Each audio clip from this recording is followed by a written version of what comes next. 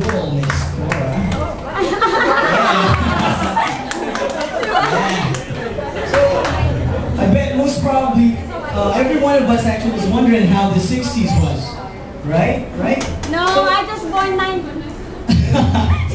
Well, I'm not going to be speaking of those who actually witnessed that era I'm talking about, but here's what. Actually, as far as what we've researched about it, they used to call it the swinging 60s. I don't know why, but here's one ravishing gal can talk about how the 60s was, but you know, she wouldn't accept that she was part of the the era. So, but, she can explain how it used to be.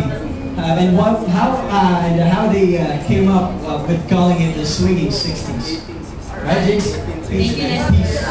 I was definitely not born during the 60s, but with the help of Wikipedia.com, I'll be telling you more about the 60s and why it's called the swinging 60s. So it was labeled as such because of the libertine attitudes that emerged during that decade. So for the children of the 60s, life was much simpler, and then they have this sunny optimism, and possibilities seemed endless. And here's a timeline of what was hip and happening during the 60s. Okay? During the 1960s, this was the time NASA sent up Echo to outer space, and this was the first communication satellite to be seen with the naked eye.